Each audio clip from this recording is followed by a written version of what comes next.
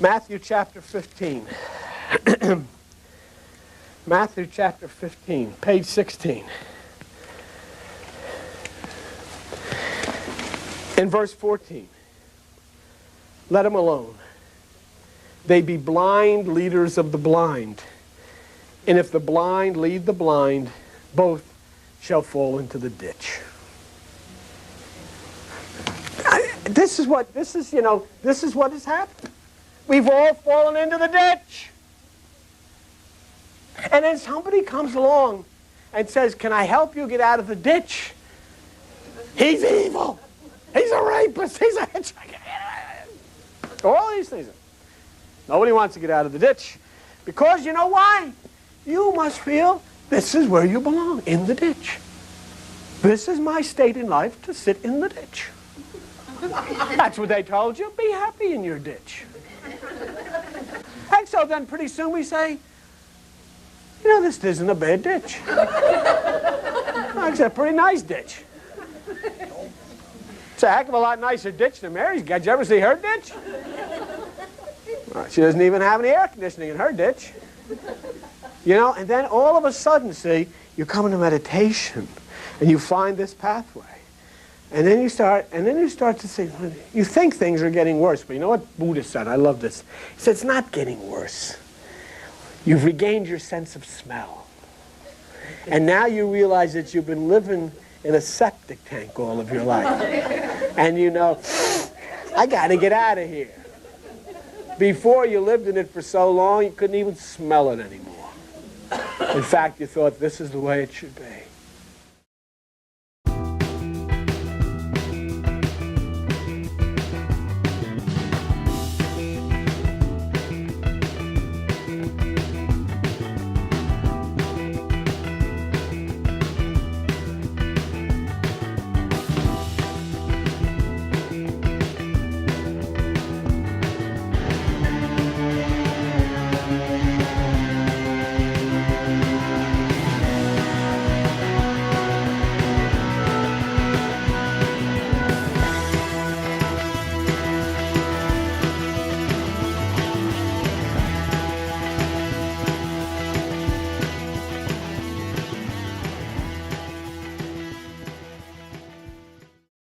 Out of these troubled times, our fifth objective, a new world order can emerge, a new era, freer from the threat of terror, stronger in the pursuit of justice, and more secure in the quest for peace.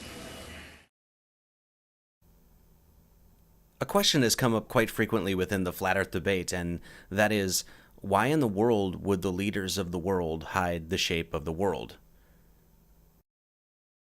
The Flat Earth discussion has caught the internet by storm, and an exponentially growing number of people are starting to adopt, with absolute conviction, the geocentric, flat, stationary model of our Earth. A model many cultures before us subscribed to and recorded within scripture and mythology. If the Earth is not in fact a big ball whipping in orbit around a central thermonuclear furnace, as we have been told since birth, what would be the endgame in deceiving people of its true shape? What exactly is the motive for creating a false model? My hope is to try to answer that question in a very unique way in this video. To be clear, this film will not be focused on any of the material science and proofs on the matter of Flat Earth. There is ample material on the subject for you to comb through at your leisure. I'm not going to go into a long diatribe about the Flat Earth discussion, but I will say this. I, like so many others, went into this subject to essentially debunk such an outrageous claim. The Earth is not flat. And I, like so many others, have come out on the other side, no longer able to even defend the heliocentric model. There's a meme out there that sums up the whole phenomenon perfectly. How did I become a flat earther? I tried to debunk flat Earth. Before we can even begin to discuss the shape of the Earth, I think we first need to re-look at and re-examine the human vessel that allows us to even question our reality in the first place. Before we talk about flat Earth, let's first get to know ourselves.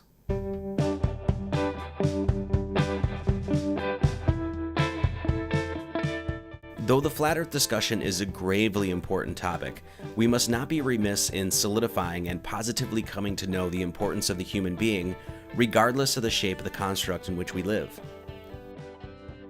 We find this truth about mankind's inherent significance when we catch a word from the ancient Greeks at the Delphic Oracle, when it was said that, "O man, know thyself, and you shall know the universe and the gods." We also hear from the philosopher Protagoras that man is the measure of all things. The Holy Bible and Quran also offer up some very interesting verses. The Holy Quran says, "And when I have proportioned him and breathed into him of my created soul, then fall down to him in prostration." And the Holy Bible exclaims in Genesis 1:27, "So God created man in his own image. In the image of God created he him. Male and female created he them." Now, whatever your particular take and viewpoint is on these holy books and the various belief systems that have sprouted up around these books, it's interesting nonetheless that we find the same theme of the creator within man, or man made in the image of God, echoed in both books. Long-standing ideas and concepts such as God's omnipotence, omniscience, and omnipresence, and concepts such as panentheism and pantheism all reveal a common philosophy surrounding the idea of God within man.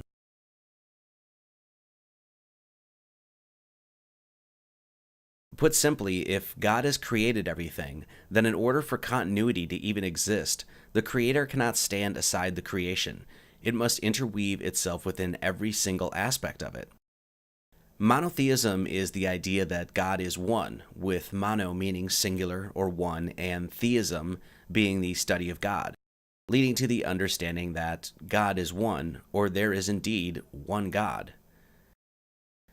Now, monotheism simply means, when you strip away all the baggage surrounding the organized religion's take on the matter, that is, monotheism basically means that no matter how many divisions and fragments there are in creation, ultimately the living universe is one singular being.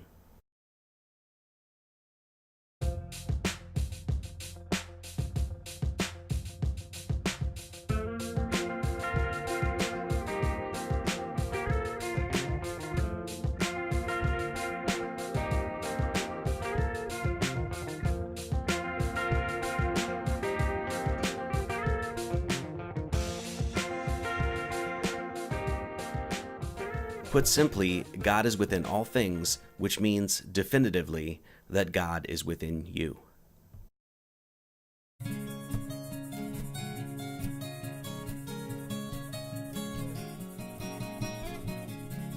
So how do we get to know ourselves and come to understand our deep connection to the world around us? Well, the best way I have come to understand man's connection to his world is through the language that the cosmos gave us to understand it: mathematics.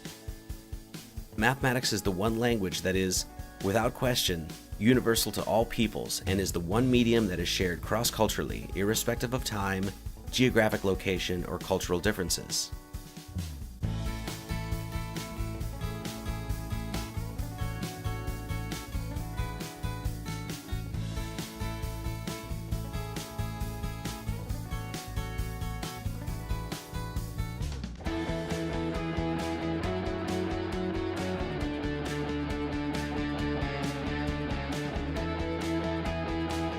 Now, the mathematics I'm talking about here is not the complicated and torturous labyrinthian and too often theoretical math touted in the physics halls of Ivy League universities. No, I am talking here about the basic mathematical principles that everyone generally understands, with those being add, subtract, multiply, and divide. The first place we wish to start our mathematical investigation into knowing ourselves is with what is right in front of us: our two hands. Your two hands are segmented beautifully and simply to reveal some fundamental mathematical principles and numbers. Your fingers are naturally divided into 28 phalanges, or bone segments, with 3 on each finger and 2 on each thumb, giving 14 for the left hand and 14 for the right hand, coming together to be a total of 28. We can also find the numbers 2 and 8 in 28 with our 2 thumbs and 8 fingers. It's also important to note here that the word digit comes from the Latin word digitus, which literally means finger, further emphasizing the importance of the mathematics of one's hands. This number 28 that we find on our two hands is directly connected to the moon. The moon goes through its phases between full moon to full moon in a roughly 28-day period. We all know that women's menstrual cycles are tied to the moon, with a woman's period happening roughly every 28 days. Since it is this cycle that brings each and every human being into this plane of existence, it is most astonishing and certainly not coincidental that both the moon and your two hands reflect the periodicity of such a fundamental human biological cycle. What's more is that the day of ovulation can be found on the human hands as well. And this comes from mdhealth.com, and it says, how to determine the most fertile day. The first day of a woman's period is taken as the starting point of the cycle, and if the cycle is a 28-day cycle, then the 14th day after a period is estimated to be the ovulation, which means that the egg drops in a woman's reproductive period right between the number of digits of one's hands. 14 for the left and 14 for the right, and on the 14th day, the egg drops. Now, of course, ovulation does not always happen exactly 14 days after menstruation, but we can easily see and deduce that there is a fundamental template centered around human growth, and it is very clearly focused around the numbers 14 and 28, numbers found on your two hands. The number 28 leads us to another number that is very significant in mythology, spirituality, and metaphysics, and that being the number 7. Using simple addition on the numbers 1 through 7, 1 plus 2 plus 3 plus 4 plus 5 plus 6 plus 7, just walking up our number line, we find the number 28, very clearly showing the importance of the number 7 within the human experience. It hardly needs to be mentioned here how many times the number 7 shows up in our world. 7 days a week, 7 stars in the Big Dipper, 7 sisters in the Pleiades, 7 days of creation in Genesis, 7 branches of the candelabrum. Cultures the world over, from Hindu, Irish, Kashi, Buddhist, Christian, Islamic, you name it, culture after culture have noted a special significance to the number 7. Why? Well, it is really no secret to see why when we simply use addition on the first 7 numbers in our number line, adding up to be the 28 phalanges of our two hands. There are 7 notes of the major scale: A, B, C, D, E, F, and finally resting on G. These 7 major notes on a grand piano create 7 1/3 octaves, totaling 88 keys. This auditory spectrum is basically the range that human beings can comfortably hear. You play these 88 keys with your 28 phalanges, and 88 divided by 28 is 3.142. An approximation and widely used abbreviation of the infinite and transcendental number of pi, or 3.1415. Pi is a vastly important constant in mathematics and something we will be covering more in just a bit. The 88 keys of a grand piano divided by the 28 phalanges of your hands, giving us pi, gives us a little insight into just why it is called a piano. There are 7 notes of the major scale and 12 notes of the chromatic scale, with the 13th note being the octave. The number 13 and 28 can be used to construct a calendar. A calendar of 13 months and 28 days per month, creating a 364-day year, with an extra non-calendrical day added each year, allows for an easy link up to the solar calendar. The brilliance and simplicity of this calendar is that every day and month is the exact same as the previous year, something amiss in our current Gregorian calendar. The mathematics of this calendar is found cleverly encoded within the popular Mayan Chichen Itza temple, as well as in the common deck of cards. The number 13 can be found on the human body as well, with the major joints allowing for movement summing to 13, with those being 2 ankles, 2 knees, 2 hips, 2 shoulders, 2 elbows, 2 wrists, and 1 neck, totaling 13. These 13 joints with your 28 phalanges of your hands constructs a lunar calendar. 13 times 28 equals 364. The number 364, unveiled to us in a 13-month, 28-day calendar, is found hidden in a bunch of different places. Have you ever gone to the slots and pulled them down hoping for that lucky jackpot of 777? Why are 777s considered lucky? Well, doing a little math reveals to us that 7 times 7 times 7 equals 343, and 7 plus 7 plus 7 equals 21, and 343 plus 21 sums to 364. The exact same number created by a 13-month, 28-day calendar, with this calendar created by the human body.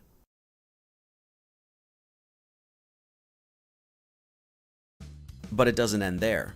The human baby is born with 20 baby teeth, and the adult set of teeth number at 32, which means that your 20 baby teeth and your 32 adult teeth sum to 52, which is the number of weeks in the year. How about this one?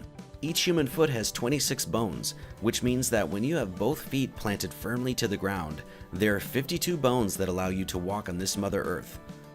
Once again, equivalent to the number of weeks in the year, with 7 times 52 equaling 364. Please note before we move on, this is not some mathematical tomfoolery we are dealing with here. These are fundamental numbers within calculable cycles of the heavens found on major anatomical natural divisions of the human temple.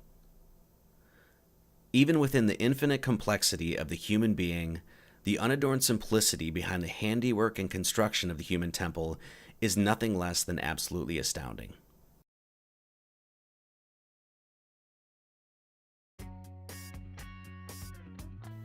So what does all this mean? Such subtle and beautiful numeric connections allow us to see an elegant simplicity and craftiness within creation. It only takes but an artistic, almost childlike investigative glance at the human body to allow the artwork itself to reveal its superb intelligence. With the cycles of the heavens found mathematically on the temple of man, this leads us to a more concrete understanding of the ancient philosophical credo of, as above, so below. A precept that essentially declares that what is above in the heavens is directly connected to that which is here on earth.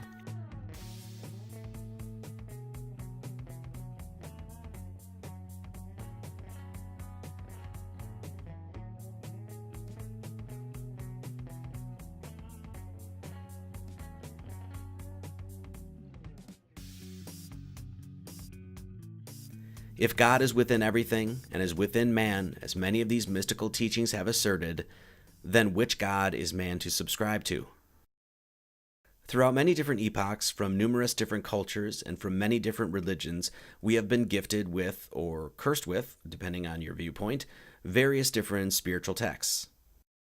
A few we have here are the Zohar, the Upanishads, the Holy Bible, the Holy Quran. With all of these books to choose from, which book is the correct book? Which text is the true written word of God? It would be blasphemy to suggest that we could describe the Creator in human terms. Why? I mean, if he created us, why wouldn't he appear to us as one of us?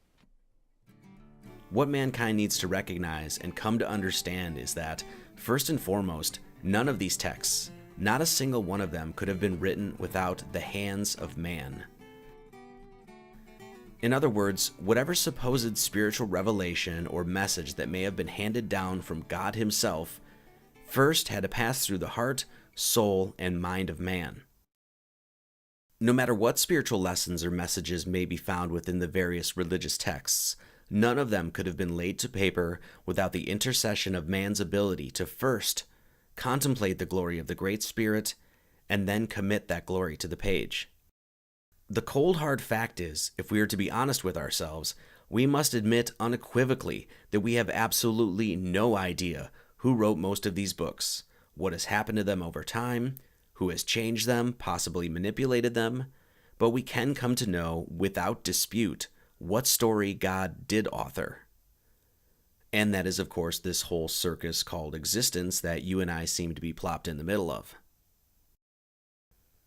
If we cannot with 100% conviction assure ourselves of the authenticity of any of these texts, then what holy book should we read and subscribe to in order to find the pathway to our divinity?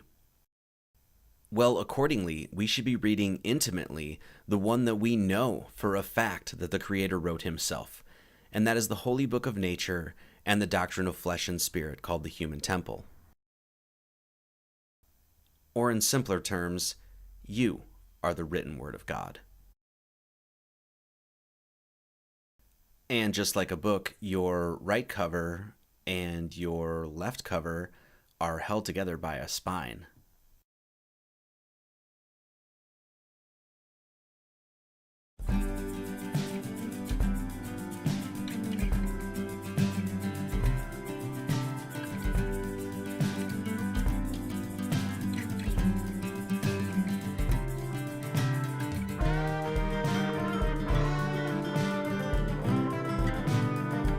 One last little mathematical gem we're going to cover here is incorporated into the human body and is found in the skull.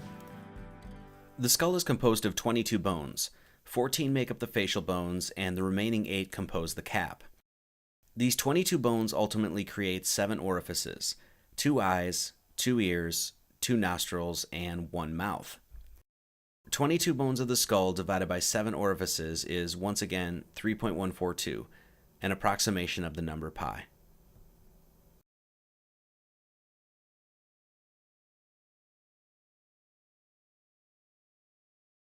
Huh. Pi is encoded in your skull, huh? It makes you wonder if one of those Yale secret societies so popular with conspiracy theorists are aware of such information. I'll let you be the judge of that. So we found pi twice now, once in our heads and once in our hands playing the piano. What is pi and why is it so important?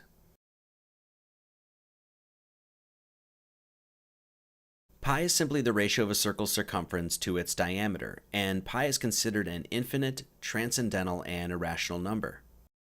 Pi is a cornerstone and constant within mathematics, and most branches from trigonometry to engineering utilize this number heavily. Pi, in my humble opinion, is a great mystery and seems to pop up again and again in the most unusual and interesting of places. And one of these places that pi shows its face, as we will come to find, is within the English alphabet. For those of you that are unfamiliar with the work I do, I study and teach, amongst many other topics, an artistic science called gematria, especially with its regards to the English alphabet. There are numerous videos, blogs, books, interviews, and the like in which I explain, through a number of various different avenues and phenomenon, the truly awesome ways in which this science can help unveil a richness and beauty within the numbers, letter symbols, and words we use to collectively create our reality. For brevity's sake, we're going to go over the number-to-letter correlation and cipher for the English alphabet very quickly here, but please know that there is a plethora, endless hours of material to comb through about this subject. The 26 letters of our English alphabet can be broken up into 2 blocks of 13 letters, making the G and T on both sides central within each block. By utilizing the number 7, we can walk up and assign numbers to the first 7 letters of both sides of our alphabet. AN is 1, BO is 2, CP is 3, DQ is 4, ER is 5, FS is 6, and GT is 7. Now, instead of ascending up to 8, 9, 10, etc., let us descend from 7 back down to 1, giving us HU is 6, IV is 5, JW is 4, KX is 3, LY is 2, and MZ is 1. And so, using the holy number 7 as a central pillar, utilizing cosmological constants such as beauty, simplicity, elegance, and symmetry on our alphabet, we find the following cipher. Using this cipher on the word 7, the very number we focused on to create the cipher in the first place, we find that the word 7 gives us the numbers 65551, which when added together sums to 22, and 22 divided by the word 7 is 3.142, or pi, once again.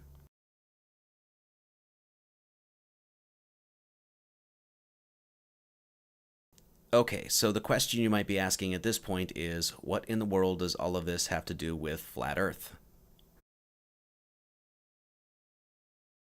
We have before us the opportunity to forge for ourselves and for future generations a new world order, a world where the rule of law, not the law of the jungle, governs the conduct of nations. When we are successful, and we will be, we have a real chance at this new world order, an order in which a credible United Nations can use its peacekeeping role to fulfill the promise and vision of the UN's founders. This is the main insignia or symbol for the United Nations. The United Nations is composed of the most powerful and prominent governments of the world and is one of the places, out of many, where some of the most powerful people of the world gather to discuss the future of our Mother Earth and the peoples of this plane. The overview of the United Nations is most interesting, and their description makes it clear the aims, goals, and overarching authority claimed by this organization. And this comes directly from the United Nations website.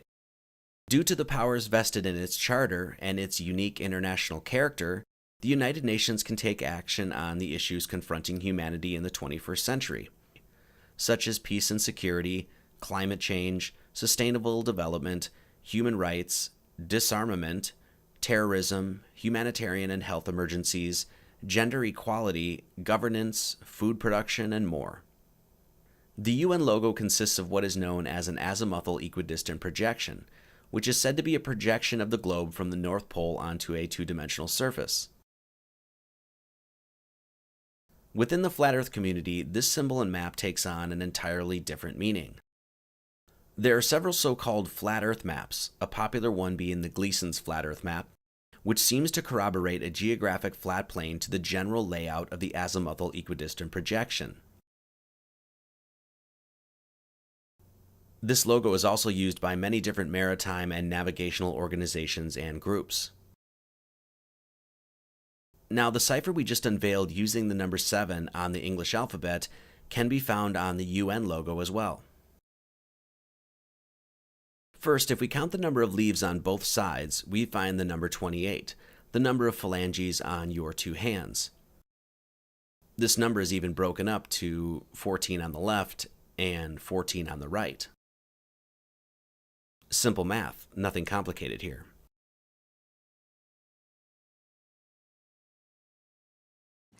Now I'm going to test your numerology skills by asking you to think about the magic 7.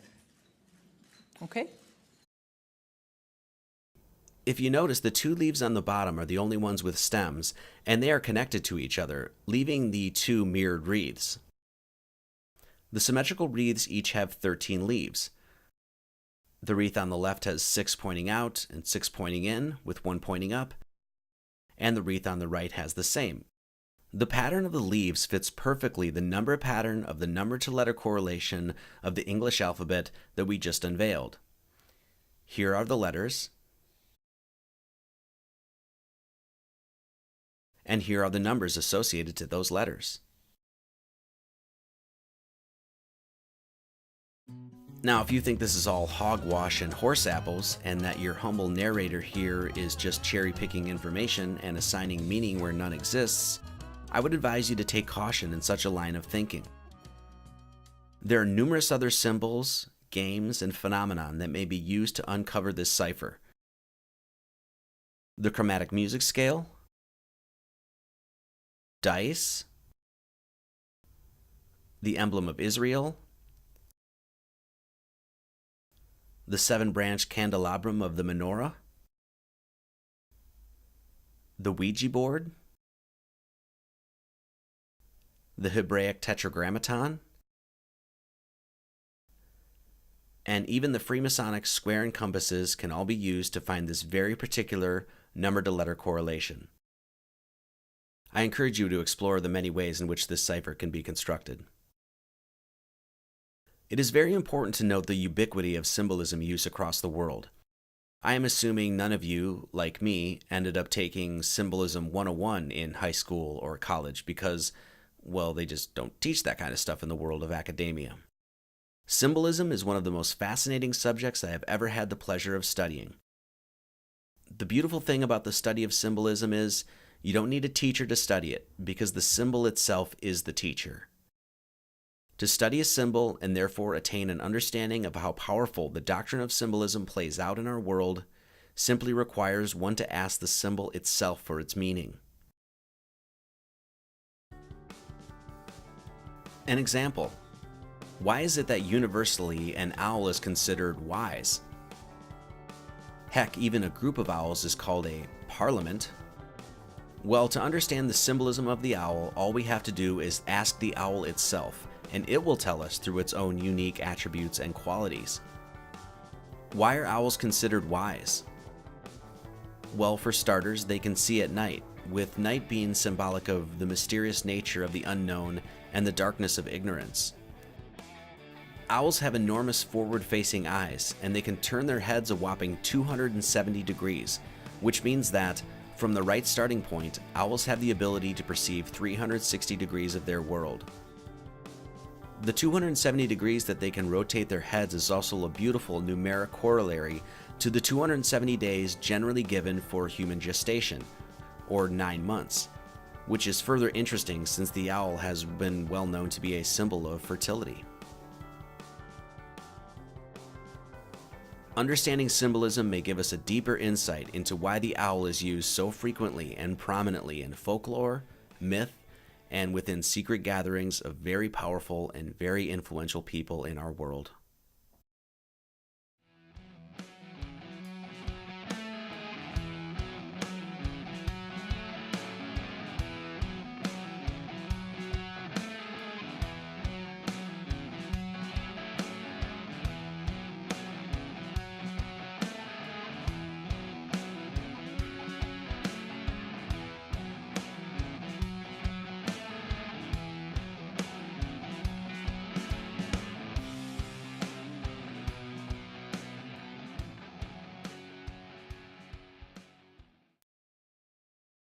It has become a modern trend to demean, belittle, and deny someone's position and point of view by simply accusing them of being a conspiracy theorist. Conspiracy, or to conspire, means to make secret plans jointly to commit an unlawful or harmful act. A theory is a supposition of ideas intended to explain something. A theorem is a general proposition not self-evident but proved by a chain of reasoning. Conspiracies are not theories, they are theorems. They can be proven by the simple fact that organized evil has a historicity. It is without question that people in all sorts of different arenas, political, military, economic, social, conspire for myriad reasons all the time. Make no mistake about it, there are people with hands on the levers. There are shadowy figures behind the scenes making decisions, and there are evil forces putting deviant plans into motion. In fact, our world is currently being run by dark occultists.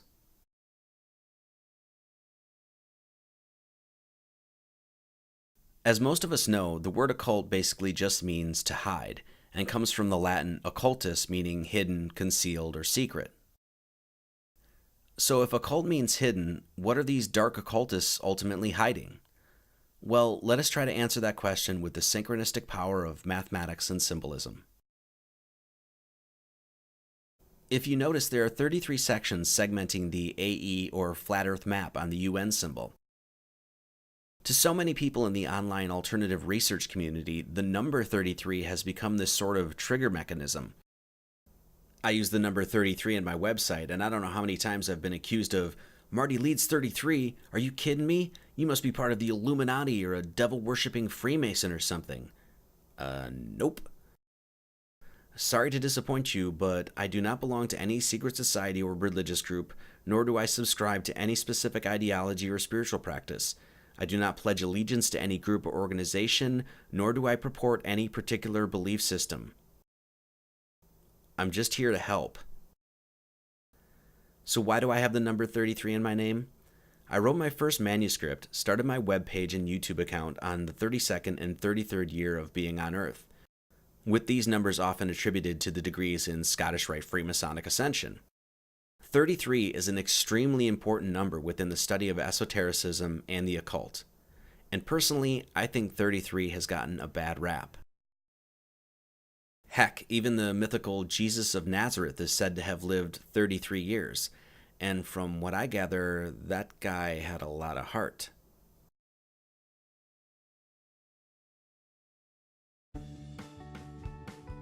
Assigning some malicious quality to a singular number is rather childish and silly.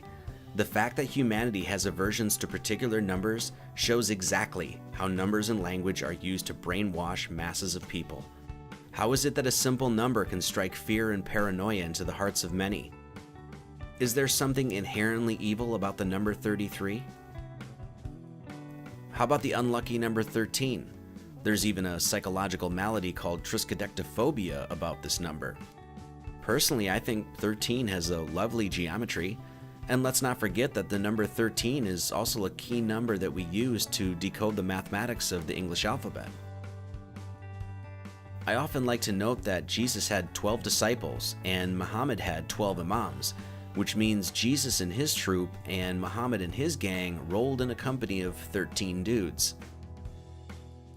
How about the number 666, the number of the beast? Or how about 333, the mythical witching hour? Are we to be so inane to believe that these numbers are somehow intrinsically evil? Or is it possible that we have been convinced through years of programming that these things are fundamentally evil?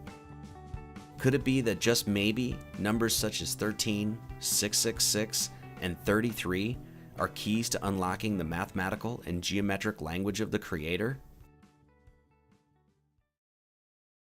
The number 33 is found all over the Bible, with King David, the father of Solomon, ruling for 33 years, and Jacob having 33 children. 33 is the temperature at which water boils in the Fahrenheit system, a distinction made by Mr. Gravity himself, Isaac Newton, and 33 is counted as the number of deities in the Vedic religion. What is going on with this number?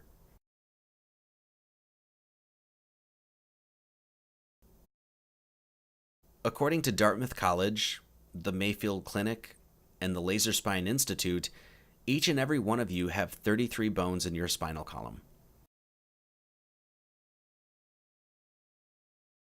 Most people are familiar with the mystical raising of the Kundalini serpentine energy up one's spine in meditative practice, and the metaphysical chakra system aligned with the spinal column is the focus of many spiritual practices, and even the modern-day symbol of medicine is well known to be a symbolic attribution to the chakra system and the spinal column. This symbol, known as the Staff of Hermes, Caduceus, or Rod of Asclepius, is celebrated by numerous prominent cultures such as the Greeks, the Romans, the Hindus, and many others. So, in other words, the very symbol of health and spiritual ascension points directly to the number 33. And funny enough, spinal column in English gematria equals 33. What is so often misunderstood about the occult is what the occult even is. The occult is a body of information, an assemblage of wisdom about the true nature of reality and mankind's divine purpose.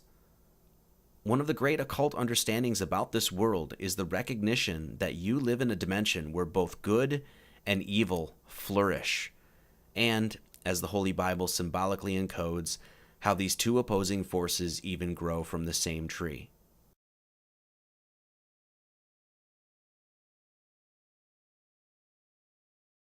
Put simply, there are two aspects to the occult, the light and the dark.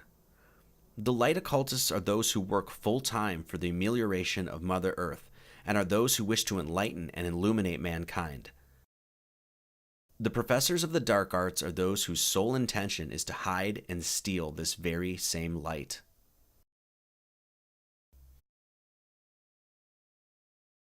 The truth is that you either are here to enlighten or discourage.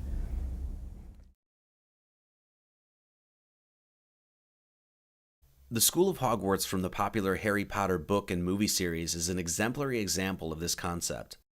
The School of Hogwarts is simply a school of magic, a school of occultism, if you will. And within that school, you have a protagonist, Harry Potter, and an antagonist, Draco Malfoy. You have the light and the dark.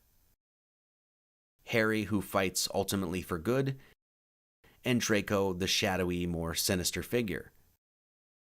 The name Harry stems from Hari, a Sanskrit word meaning golden in color, most notably found in the Hare Krishna, and a potter is someone who crafts pots or vessels.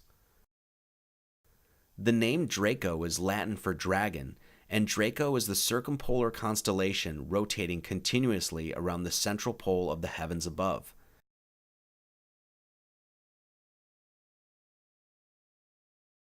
The prefix mal generally means unpleasant and is found in such words as malicious, malfunction, and malevolent. The word foy means a gift, and therefore Draco Malfoy is a dragon rotating around the center of the heavens above, giving out malicious gifts. And Harry Potter is he who makes cups of gold.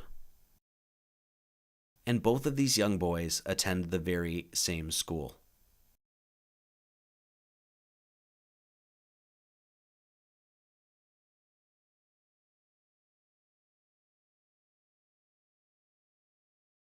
I have come to find through my own unencumbered studies of number and symbol that if a particular number or symbol's character is considered fundamentally evil in today's society, it is likely only given such a distinction in order to hide the true power and connectivity behind it.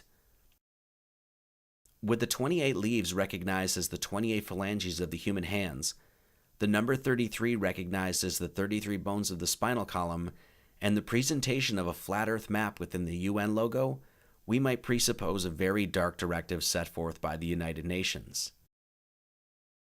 And that is, deceive the whole of mankind about the nature of their divinity.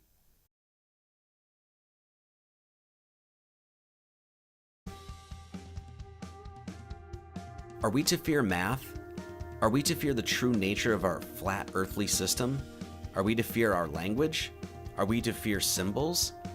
If the UN logo is displaying a true flat earth map, as well as the symbolic reads to decode the mathematics of our language, as well as the key number attributed to spiritual ascension and our spinal column, then what in the world is there to fear? We have nothing to fear. We just need to shine a light on the cockroaches.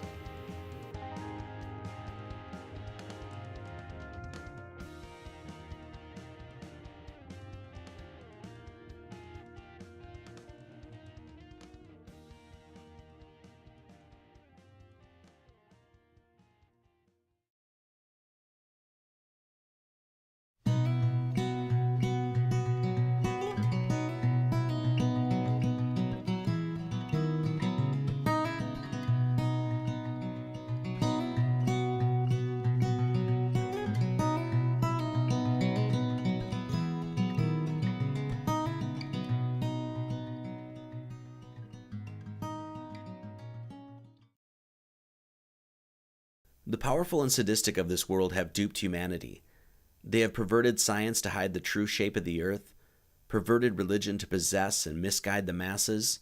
They have sold a prepackaged sack of lies deemed history, corrupted the secret orders intending to be custodians of light, destroyed the ways of the old world, buried the traditions, led inquisitions against purity and truth, indoctrinated the minds of youth by manipulating the educational system, poisoned the earth, poisoned the food, poisoned the sky, poisoned the water supply. Why? Why? Why? Why do they continue to do this? What lunacy, what insanity, what psychopathic drive do they have? What indeed is their endgame? Existence, at least as far as the drama of mankind is solely concerned, retains its chief functionality as the place where the essence of the Creator is continually regenerated into material form, expressly to undergo the process of karmic amendment. This karmic amendment ultimately leads to a reunification with the Creator, and it is this process that those intoxicated with power are gunning for control of. And we, the people of this earth, cannot allow this to happen any longer.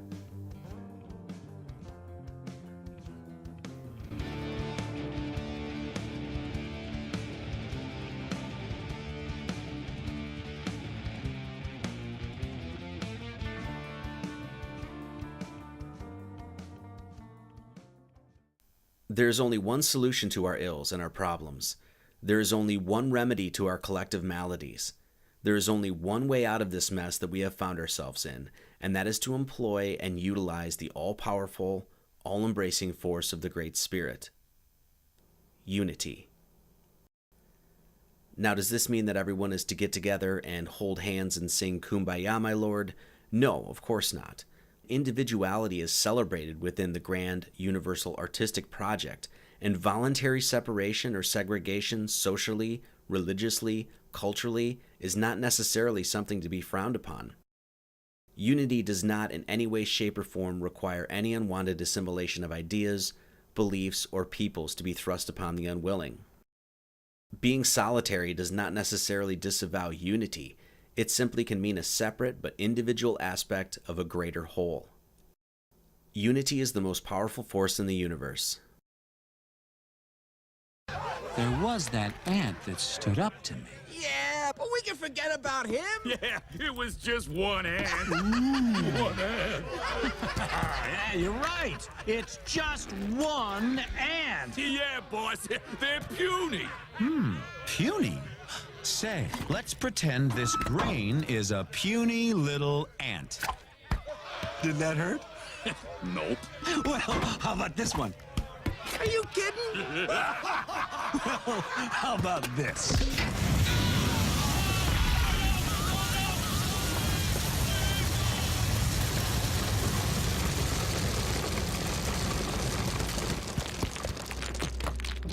You let one ant stand up to us, then they all might stand up. Those puny little ants outnumber us 100 to 1. And if they ever figure that out, there goes our way of life. It's not about food. It's about keeping those ants in line. If mankind is to overcome the ordeal we have found ourselves, continually immersed in a cascade of lies and corruption, then we must be willing to act in unity, live in harmony with Mother Nature, respect and obey natural law, coexist regardless of our differences, take responsibility for ourselves, and uphold the highest of moral standards. In fact, we the people of this earth must create a new world order. What the hell did you just say? Now, let's be clear here. The New World Order that I'm speaking about isn't the one we know these jackwagons are dreaming up. No thank you.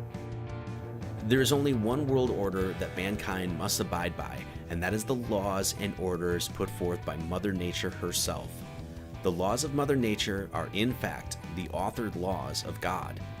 And these immutable laws, written into the fabric of existence, are the only laws that man must abide by.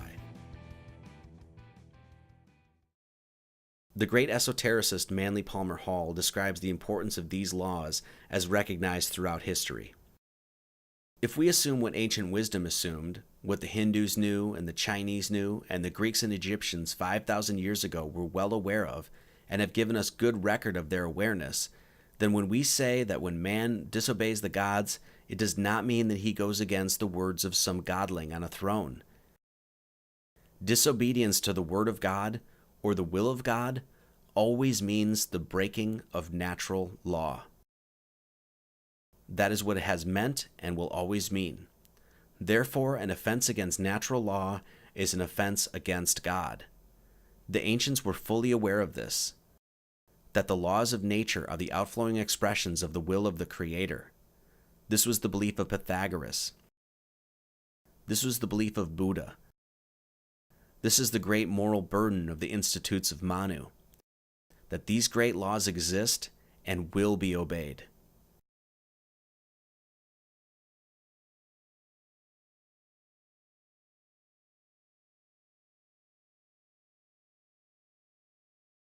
It is these natural laws that George H.W. Bush was disparaging when he deemed them the laws of the jungle. In replacement of these God-granted laws will be laws dreamed up by men who consciously decide to subvert the commandments of the Creator. The etymology of the word government has been well established, with govern meaning to control or steer, and ment derived from the Latin meaning mind. Therefore, a direct etymological deconstruction of the word government yields us the term mind control. It is thus no fault of reason or logic to deem the entirety of government to be, by very definition, a psyops, or a psychological operation. There is only one true authoritative force that man must abide by, and that is found within the natural forces that govern this world. This absolute truth has been no secret to countless native and aboriginal tribes across this sacred earth. Man has erringly created an organized pseudo-authority, has granted them powers to enforce laws imagined and manifested out of thin air, and allows this organization to engage in the highest acts of violence to enforce these contrived, unnatural laws. These laws exist nowhere within the wind that blows, the trees that stretch up to the heavens, the animals that roam, the rivers that meander, and the mountains that tower above. Man cannot create laws that do not exist within the natural order. This power he dreams up, and by dreaming it up has created a nightmare in his waking world. When man creates false laws, he does the first injustice to himself and his world by breaking the laws of the Great Spirit.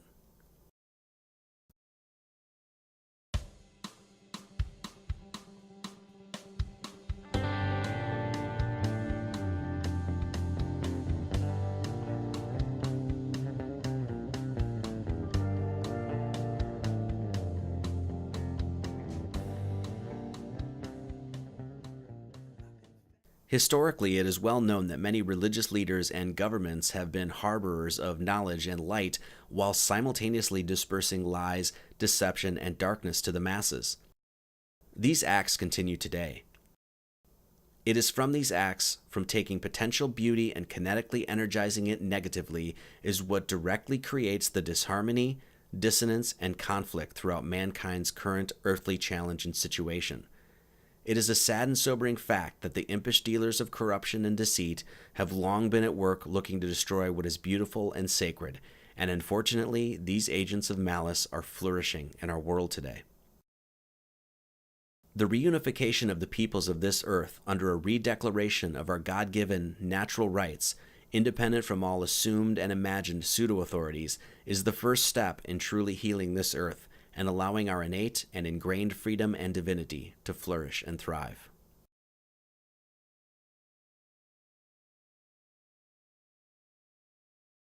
In the mystical tradition, it is well understood that the world in which we currently inhabit is one built off of the governing principle of reflection. Man in his elevated consciousness not only has the ability to reflect on the living world, navigating through its space three-dimensionally, but he is also given the gift to reflect contemplatively on that reflection. The symmetry and mirroring of our world gives us indications as to our role here, and even our language expresses these clues quite sublimely. To live is to experience evil. The lower dimension of the earthly material experience is one steeped in the illusory separation from Source and the all-embracing love and wholeness of the Great Spirit. In the higher heavenly dimensions, the evils of this world, with those being such things as ignorance, jealousy, hatred, greed, and bigotry, just simply do not exist. These weighty and burdensome egoic trials only exist here on earth, and this fact alone presents man a great insight about the path of his spiritual work and further clarifies his greatest challenge. If you have lived, you have experienced, witnessed, and been privy to the works of the devil. Understanding this allows your purpose, quest, and goal to become crystalline clear. Fully live your life. Destroy the evil in your world. Find the devilish dragon keeping you from your center, and cut its damned head off. Much love to all.